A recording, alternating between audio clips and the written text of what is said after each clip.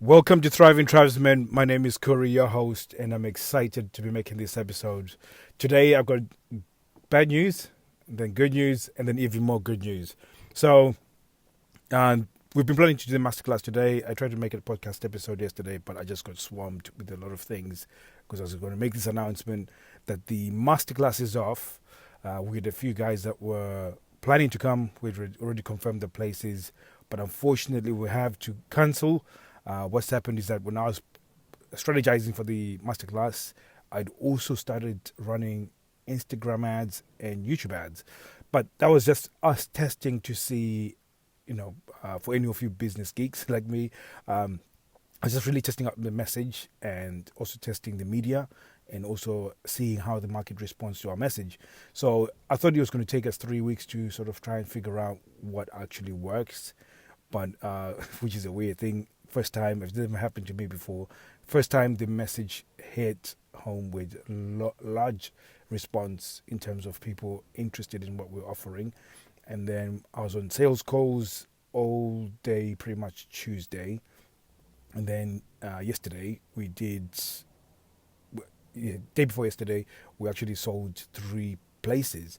So it was amazing. It was absolutely incredible because I've never run ads and them work straight away. We've run ads for other businesses, and we've made multiple 8 figures on other businesses as well. So we know how to run ads, but there's always a sort of a testing phase.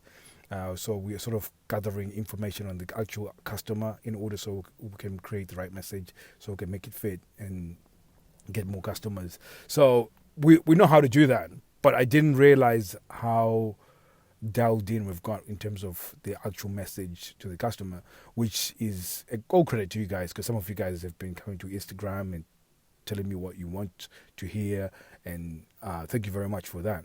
So for the guys that were planning to come over to the masterclass, I've given them at least 7 free sessions. So they'll be having them. They can claim them at any time that they want. I'll be able to walk them through the relationship on a personal level. So it's going to be absolutely exciting. I'm excited for that. So now all hands on deck on building the system for the business. So I've taken on 2 coaches. Then after that, we've taken on 2 coaches. We're going to have to start. I have to coach them on the program and how we're going to be doing it. And then also then with building systems, now I have to speak to people who are going to be doing sales, for instance. So I cannot be there all the time to do the sales. So I'm taking on 2 guys who are going to be doing sales, because once we turn it on, so the amount of money that we made yesterday, we have 12 grand. So that 12 grand is going to go back into the business, which means that's how Facebook ads money and YouTube money. So we're going to be now putting that straight into ads.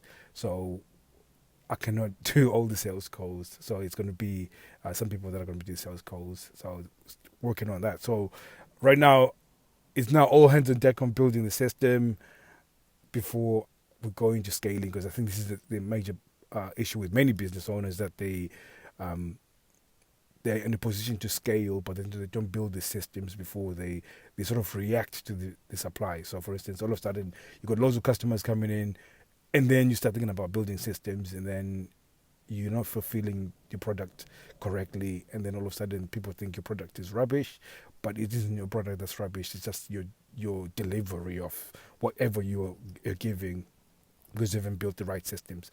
Anyways, enough about business. That's for the premium coaching program. So there's an idea that I've been speaking a lot with the other guys, especially in the case study group, about romanticizing the relationship. That it's not your responsibility to romanticize your relationship, because when you do that, you are not giving her what she needs in order to feel loved or to feel sexual towards you. Because most guys, they feel like okay, I'll give you an example. There's a few things that are within society right now that are destructive to your relationship. So the first one is guys need to be in touch with their emotional side. That's bullshit. Yes, there's a part of you that needs to be in touch with the emotional side, but that has to be done in front of your friends, your male friends, people that you can be vulnerable. There's guys that I can cry eyes out to, and they will not judge me. They would be able to just speak into my life and speak positive things in my life, or even tell me that I'm being a little bitch. So you say, "Pull your pants up, man. You're a big boy." You know, that was sounded weird actually, saying "pull up" a bit, but you know what I'm saying. Like, put your big boy pants on. You know, be a big boy. You're just being a little bitch. And you slip me around or something, and we need that as men. So, and part of it is just you need masculine bonds, you need feminine bonds, you need maternal bonds. So there's certain bonds that we neglect that make us into the individuals who are attractive that we completely neglect, and then we focus on these. I don't know who brings it up, whether it's feminism, whether it's weird therapy stuff where they say, yeah, you need to be in touch with the emotional side. You need to show that you can be vulnerable. No, you don't be. You need to show that you need to be vulnerable because you're the leader of that relationship. You're the leader of the relationship. She controls access to sex, but you control access to the benefits of being in a relationship. And part of that is you demonstrating that you are a leader. And when you are a leader, and you seem weak, that really destroys any chances of mating. Like it's just a universal rule. You don't have to look at humans to see it. If you are a baboon and you're the weaker out of all the males, you're not going to get any mating rights. Simple as that. Not just baboons, lions, everywhere. So for you to get mating rights, you have to demonstrate a level of leadership, and that's being able to really navigate. You know, when life goes low or high, you remain consistent and steady. So again, this is what makes it feel connected. Because I was responding to a guy who was saying, she keeps saying, I need to feel a connection. And I keep doing, and I said, what have you done? He said, oh, I've taken her to, we've done date nights, I've done romantic things, I've put candlelight in the bath, I've tried to listen to her problems, and it's like, dude, that's got nothing to do with connection. That's not what she needs, because that's what she thinks she needs, but that's not what she needs. What she needs is a leader, somebody who can put boundaries and put it into a place. It's like, and it's almost similar to a child-parent relationship, especially if she's got daddy issues. She will need that. If you notice that the more boundaries that you put in structure and guidance that you put in front of your children, the more they love you. They might hate the boundaries and structures that you're putting around them, but it increases the love towards you, and more importantly, respect towards you. So it's the same thing, that the more boundaries that you put, the structures that you put around yourself, and the more you demonstrate that you're a leader, the more valuable you look to her, especially from a sexual standpoint. And again, when you can do this, it's not only in your house. You do that when you are out and about in the public, and you've got this ability to start demonstrating this level of leadership that even women that do not know you will feel an attraction towards you.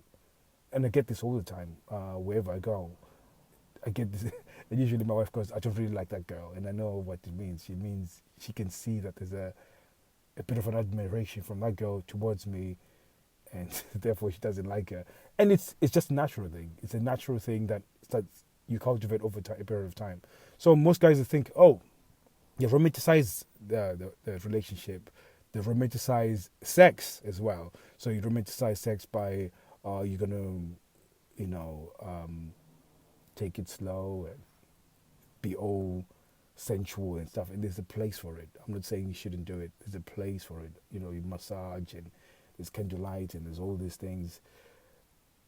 That's amazing. But you'll be surprised how many women, and I'm not going to put a percentage to it because some of you guys might end up doing something that will get you into trouble. The highest selling